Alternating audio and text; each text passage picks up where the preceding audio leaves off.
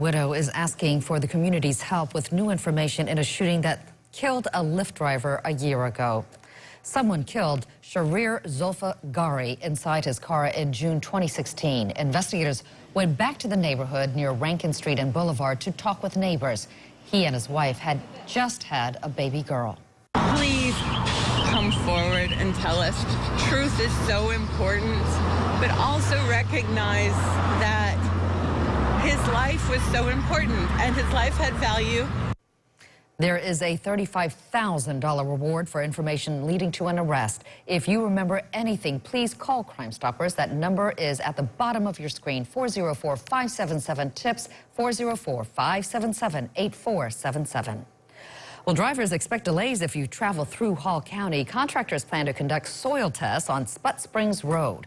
The work will happen between Hog Mountain Road and Castlegate Drive, also between Capitola Farm Road and Lake Sterling Boulevard. The project begins this Wednesday between 9 a.m. and 4 p.m.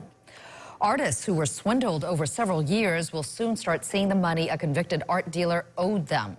Fulton County District Attorney Paul Howard showed us the oversized check for the $256,000 Bill Lowe paid in restitution. We told you on Wednesday, Lowe made that final restitution payment. He admitted to swindling 11 artists out of thousands of dollars. Lowe is on probation for 10 years. He will also have to complete 750 hours of community service. Atlanta Mayor Kasim Reed has a deal that should guarantee a $200 million renovation of Phillips Arena. He's pretty happy about the plan. We're going to tell you which mayoral candidates are not as confident. And a local man is preparing to take an emotional trip. He says it's necessary after a TSA agent dumped his father's ashes from an amulet he wore around his neck. The compensation he's requesting from the agency. A Clayton County man plans to visit his father's vault to refill an amulet with more of his ashes. He told us a TSA agent spilled them. Troy Bland told us he was going through a security checkpoint in Florida on April 28th. He says the agent opened an amulet containing the ashes, breaking the seal. Bland leaves for the vault tomorrow and believes the TSA should pay for his trip. The emotional thing. I did this once. I don't want to do it again. I didn't ask to do it again. It was hard enough the first time. TSA officials say they reviewed the security video and do not believe the agent spilled the ashes. Neighbors say coyotes are on the prowl in one Cobb County community. This is video from some recent coyote sightings in Gwinnett County.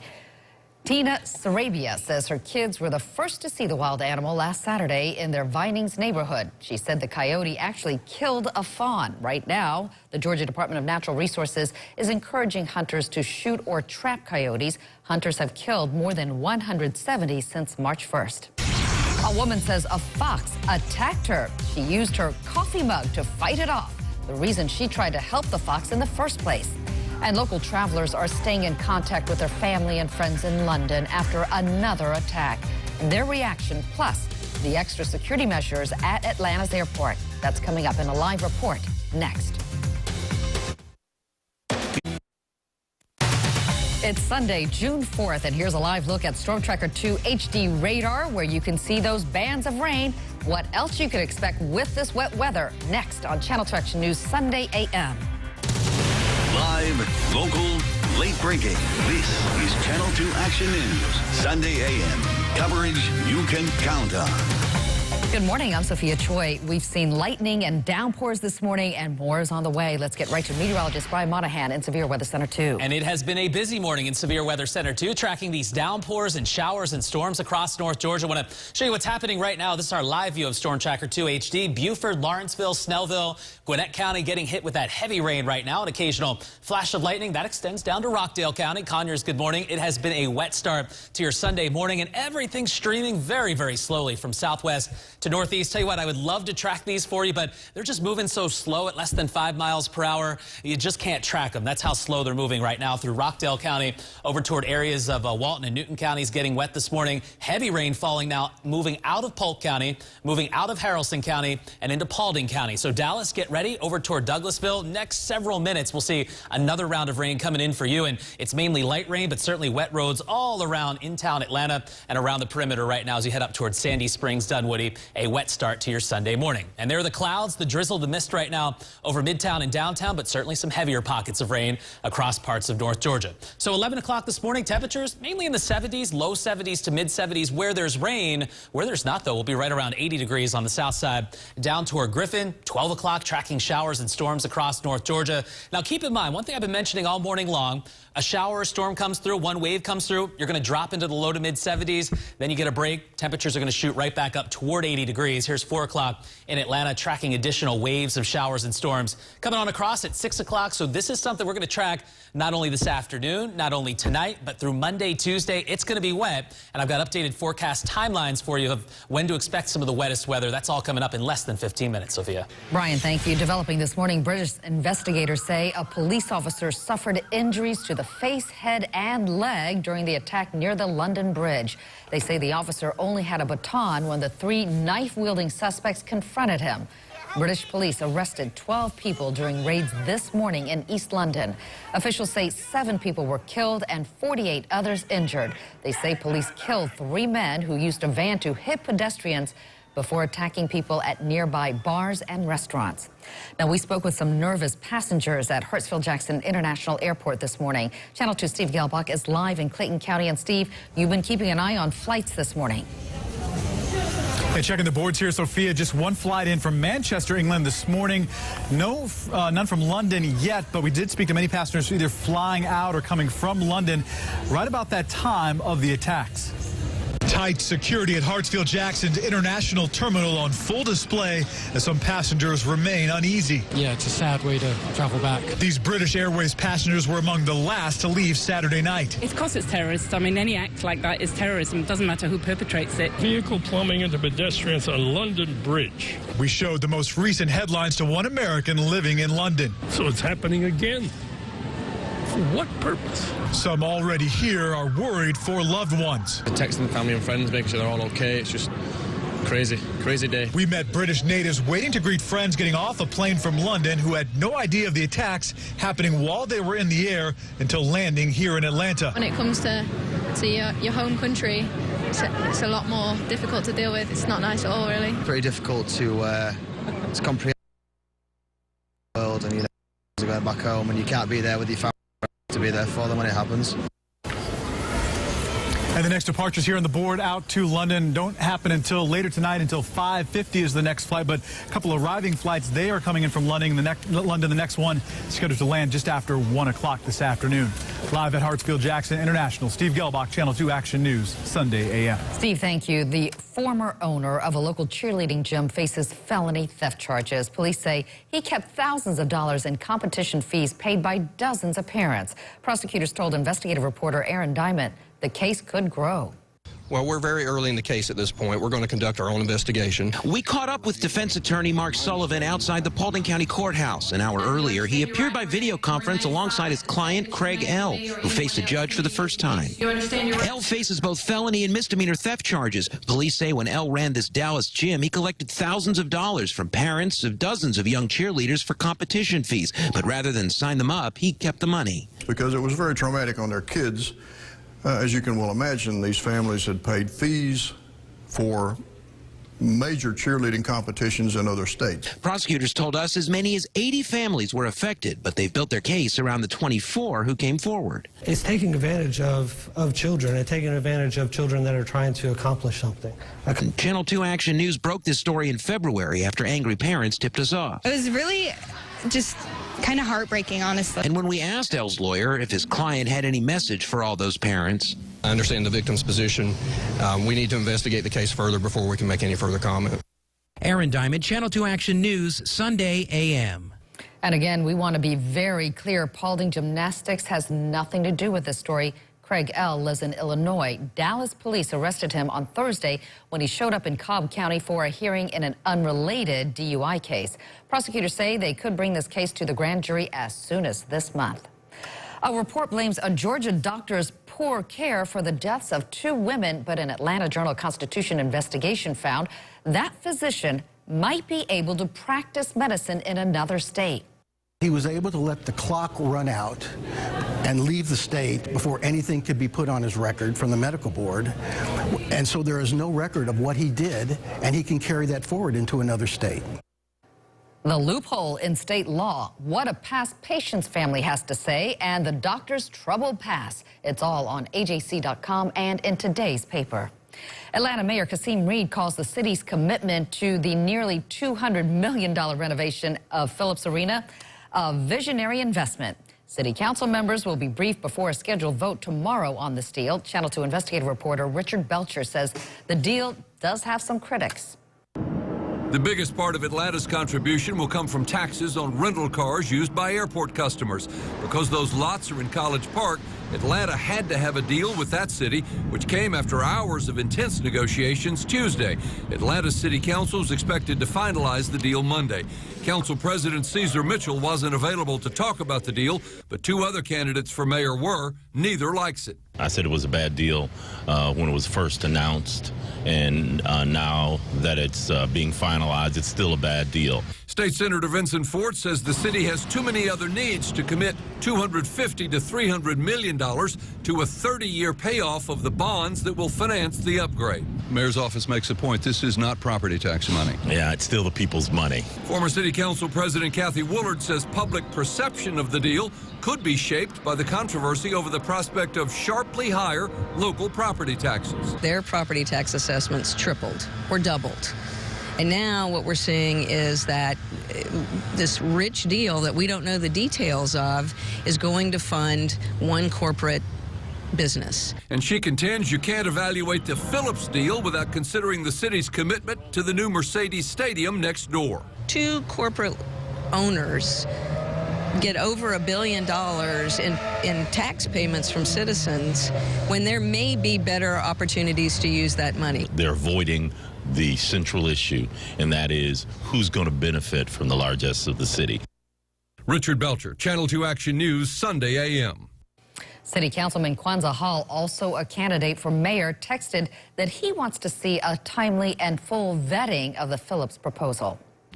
Let's get another look at the roads this morning. Some of them are wet with rain. Margot McKenna is live in the traffic center. Hi, Margot. Hi, it's rough in Henry County. The DOT is actually working 75 northbound at Hudson Bridge in the two right lanes. Also, they had pacing 75 northbound at Highway 155 and a crash 75 northbound at Bill Gardner in the left lane. Let's take a live look at Traffic Tracker 2. Cobb County 75 just south of Canton Road. It's checking in clear. Margot McKenna, Channel 2 Action News, Sunday a.m.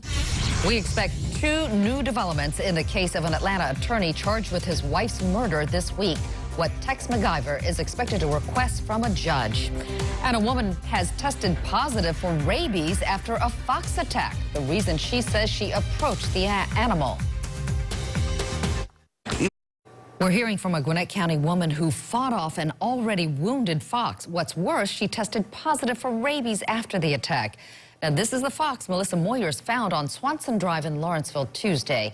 She went up to it thinking it was hurt. Then it lunged at her. So she used this big QT cup to get it to stop biting her leg. I don't know if he was just caught in my jeans or if he was just that aggressive, but it took about 5 blows. Animal Control came out to remove the fox.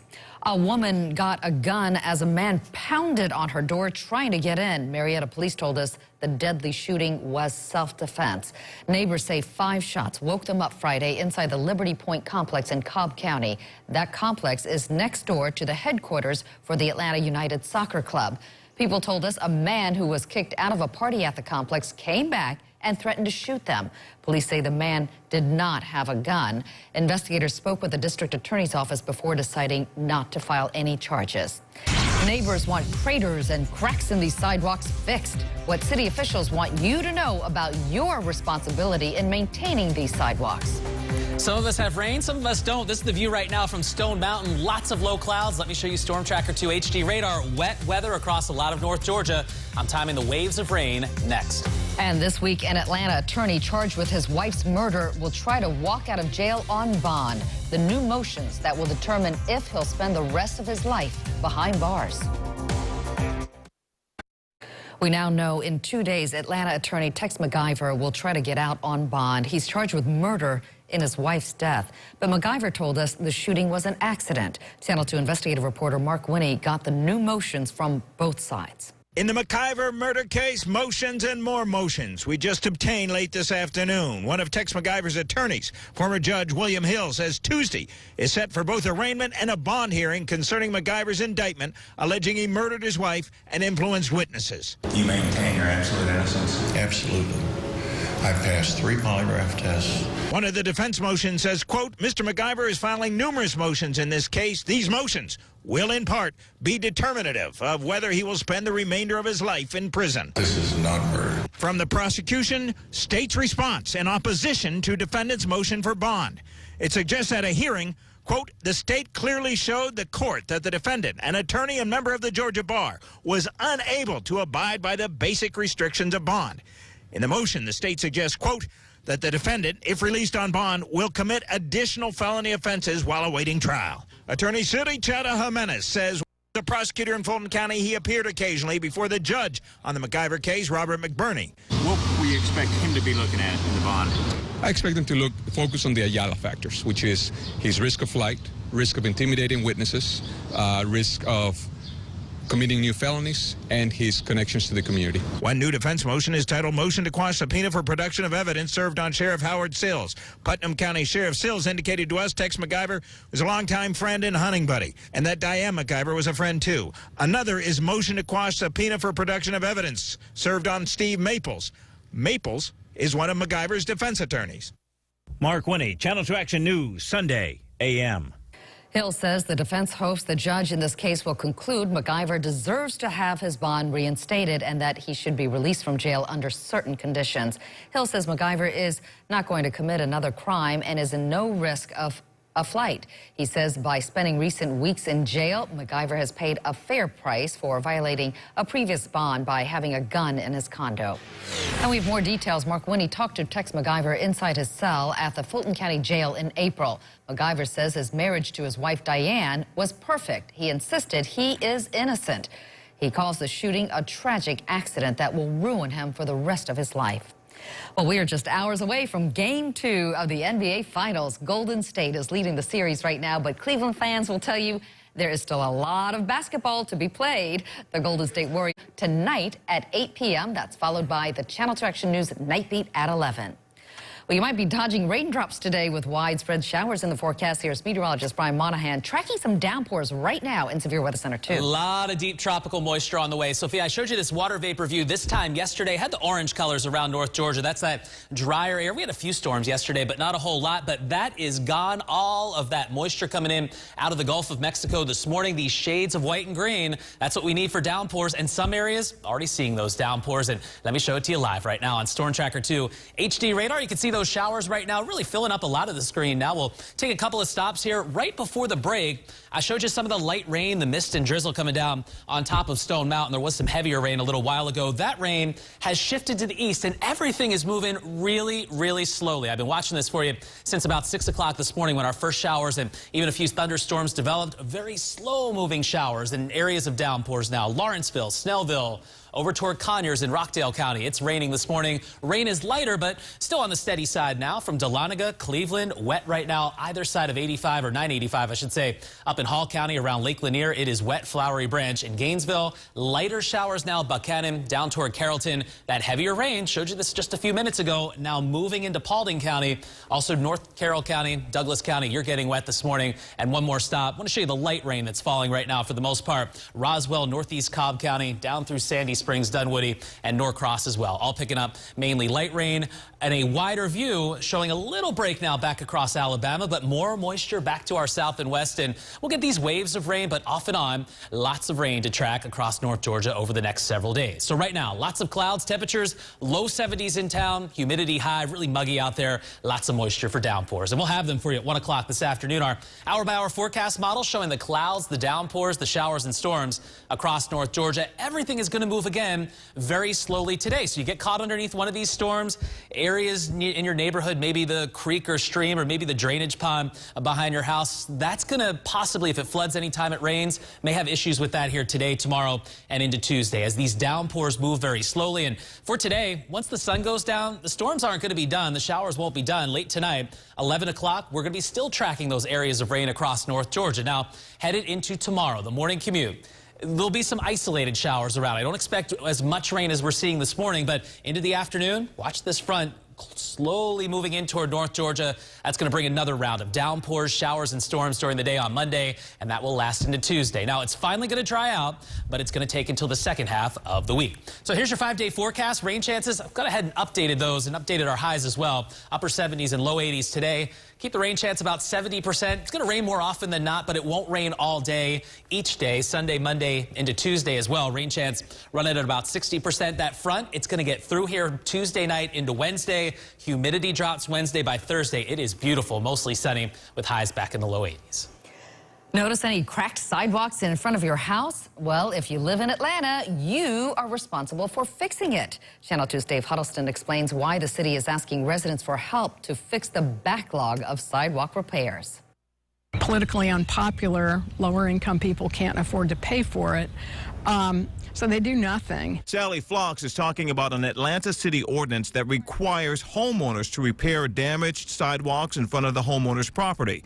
She's an advocate for safe and accessible sidewalks. She says the average cost is $1,600 to repair damage like these cracks we saw while walking around the city. Other people who don't have a lot of money are not going to be able to come up with that kind of money. We talked with Amy Kretkowski over in Grant Park. She said $1,600 is a lot. I would not be able to personally afford to repair my sidewalk if that was the case. If it's $1,600, I would leave it cracked and uneven and bumpy. I've been talking with city officials. They sent a statement saying they may have come up with a way to help with sidewalk costs. The city also established a new approach for funding sidewalk repairs and maintenance with the creation of a public infrastructure maintenance and improvement account.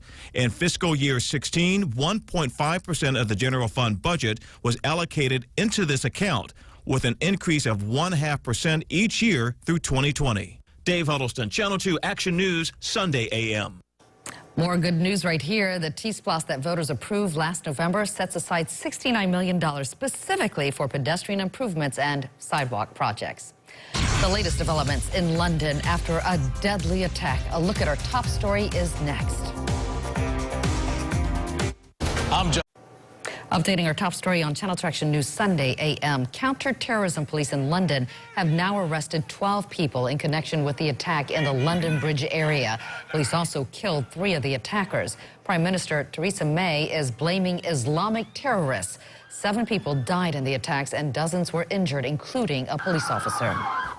Brian is here now with an update on the rain. It is wet. It is stormy across parts of North Georgia, and it's going to stay that way off and on through the day today. So we're talking about waves of rain. Want to get right to it on our Storm Tracker 2 HD radar. You can see some of the heavy rain now. Conyers, Snellville, Lawrenceville. I want to take you next up into the North Georgia mountains where it's raining right now. Towns County, Union County, Blairsville, and Hiawassee. You're picking up some rain right now. The heaviest for you, though, was before 8 o'clock this morning, and there's going to be some more waves of rain coming in toward your area. Also watching the rain, Paulding County, Douglas County. This is all slowly moving off toward the north and east. So hour by hour today, rain and storms settle in for what's going to be a wet day off and on. It's not going to rain all day. There will be some breaks in the rain from time to time, but overall tracking rain more often than not. More waves coming in this evening. And here's your 5-day forecast. It's going to be stormy off and on through the next several days. We're 82 degrees today, low 80s Monday, Tuesday, some upper 70s, rain and storms scattered around North Georgia. 83 Wednesday, 82 degrees coming up on Thursday. The humidity is going to drop mid to late week, and looking ahead to next weekend, it looks like that dry weather is going to stick around for a few days. So this is more than a couple of day break. All right, we'll need that after all this rain. Thank you, Brian. And thank you for counting on Channel 2 Action News Sunday AM. Remember, our team never stops. We're constantly breaking, updating stories for you on WSBTV.com. Don't forget to download our free news, and with the rain out today, the weather app, great to track the rain for you as you're out and about. For sure. And we hope to see you back here in just 1 hour for Channel 2 Action News at noon.